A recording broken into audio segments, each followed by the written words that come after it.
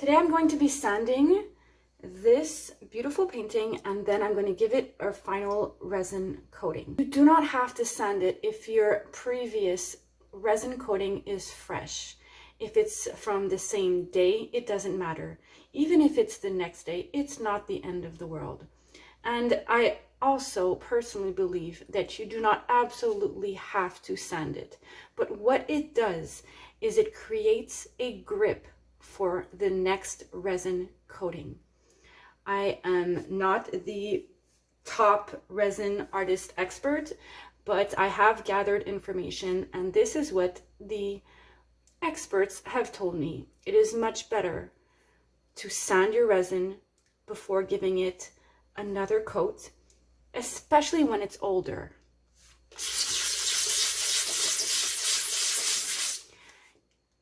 You could use 120 grit. I wouldn't use a 40.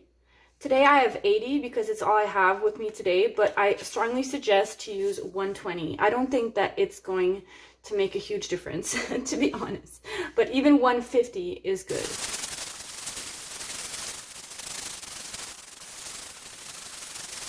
You don't have to sand it all down like a maniac and spend hours on this at all. I just make sure that I've sanded at least everywhere, that I've covered the whole thing.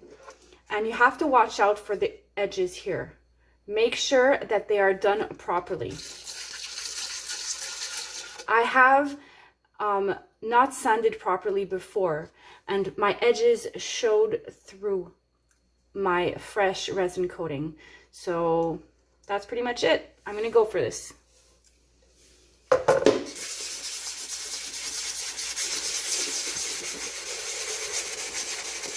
Ooh, one more thing. If you're using a bin like I am, do not do this in your bin. Keep your resin area clean and away from this dust as much as possible.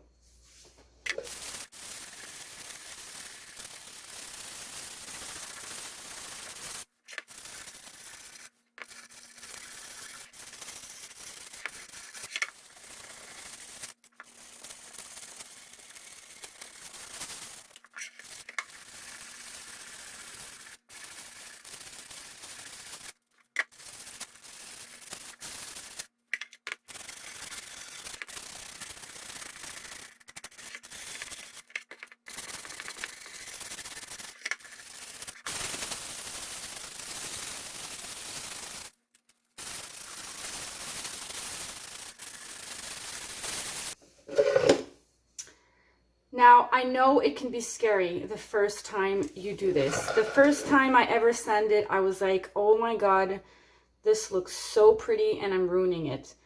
But be strong and go ahead because the final result will be amazing. Now that that's done, I'm gonna clean out my space and I'm gonna show you something really cool.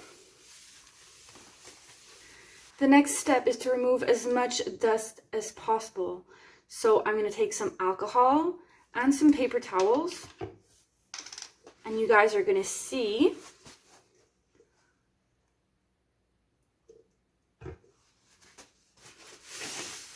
whoa, right?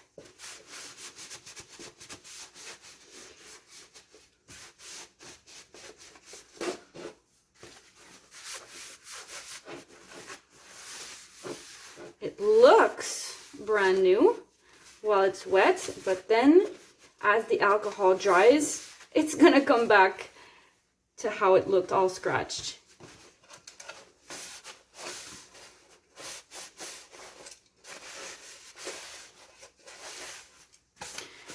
You could also use a blow dryer here, and I think I'm gonna use a blow dryer because I have some natural crystals here. And with all this scrubbing in there, there's dust in there for sure. So I'm going to use my blow dryer also. And then I'm going to re-clean it again with the paper towels.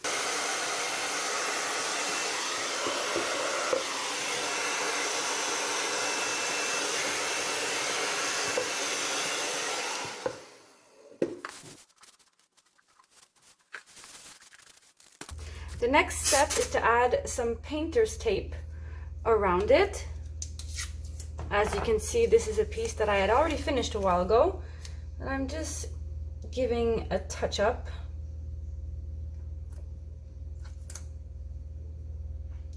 And what's important is to really pass your finger on the side.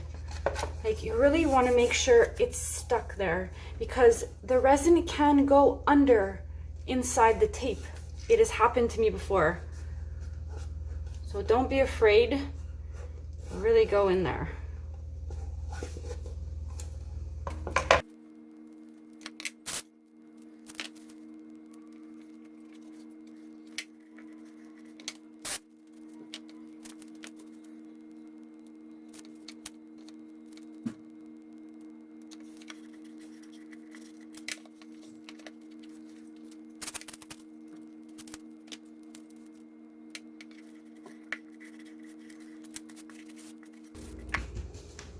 Now I'm going to mix the resin. You put the hardener in first. For the sake of the video, I'm using the measuring cup, but I don't usually use it. So if you want to know how much resin you're going to need, there is an online chart where it will tell you approximately how much resin you need per square inch that you have to cover. Part A resin in second. You see how liquidy the hardener is? Well, the resin is much thicker. There we go.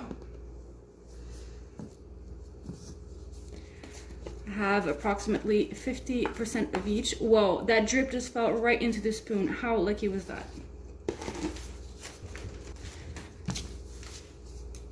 Now it says on the container to mix for 4 minutes. But I like to mix it until it's ready. I do not look at the time. And I've learned this in time by mixing resin. Every brand is different. Some will tell you to mix for 5 minutes, some will tell you to mix for 5, then transfer into another container and mix again for 4 minutes. This one, it only says to mix for 4, but it's not enough, I find. I find that I have to mix it for more. And you don't want to go too quickly and stir like crazy, because you're going to create a lot of air bubbles. We don't want air bubbles. And it's also important to scrape the sides every once in a while. So you mix a bit like that, scrape the bottom, go really down,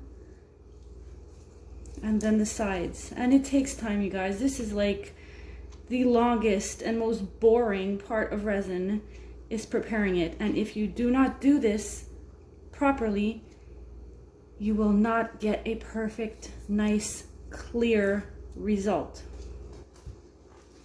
And my resin is ready to go. Now it's super warm today. It's 28.5 in my home, so the resin took less time than usual to become like ready. Actually, in winter when it's cold, I mix for much longer, and I seriously see the difference. It took like at least 1 minute less. Everything is perfectly clear in there, so I'm good to go. Now, because of my crystals in the middle, I'm gonna do it separately. I do have a lot of resin, but that's what I like. I like having a lot.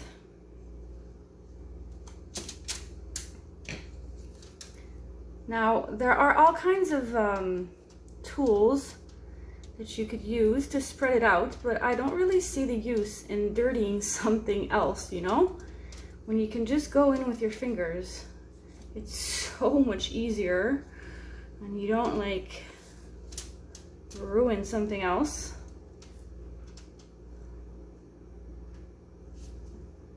Now, I'm going to use that resin for another project. I prepared a lot more than I needed, but I don't mind that at all.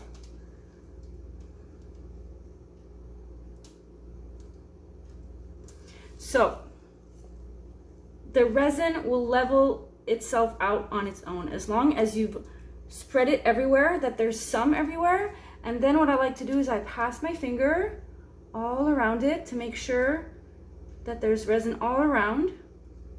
I forgot to mention that there's a lot of people that put their tape on the sides so that the resin is only on the top, but that's an option also, you guys. You can put your tape up to the side rather than just underneath, but I absolutely want resin all around on the sides. Absolutely, that's my thing. So there we go, that was it.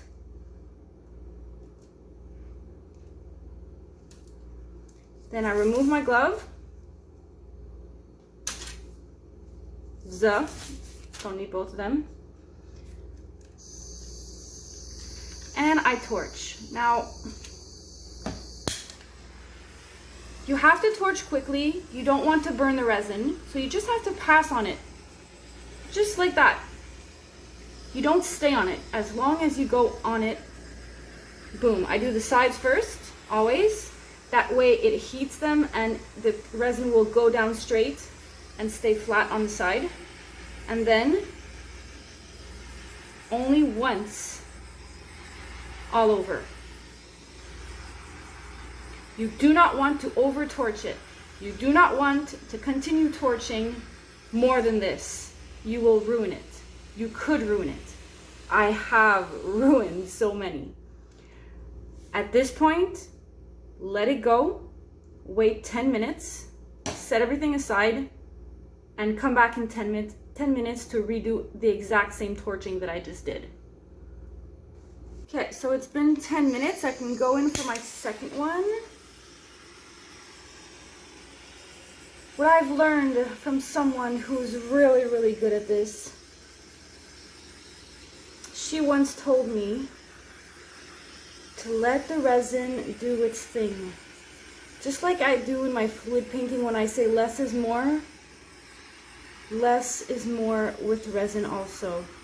Don't overdo it. Don't over torch it. Just let it do its thing. And it's when I realized that I stopped, almost completely stopped ruining my resin coating. So this is 45 minutes work time, which means I have more than enough time to go in there and remove any little pieces that I've seen. I do have a cat, and during the 10 minutes that my camera was off, I experimented on the other side there. So there's been a lot of air movement. So some small things have fallen. The best way, you guys, is natural daylight reflection. Nothing beats it.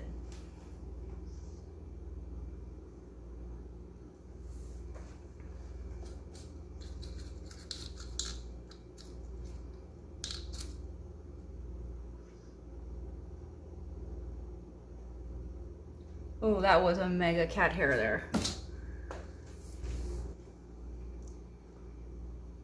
And that is it. I am done. I'm going to close this and let it be. I will not reopen it until tomorrow.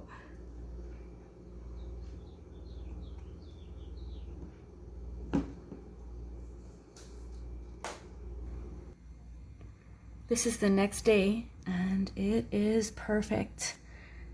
I can touch it now, but I'm still going to leave it for 1 or 2 weeks because the resin takes much more time to fully cure. I'm going to go for 2 weeks just to be sure. It's gorgeous. Hope this helped. Have a good one.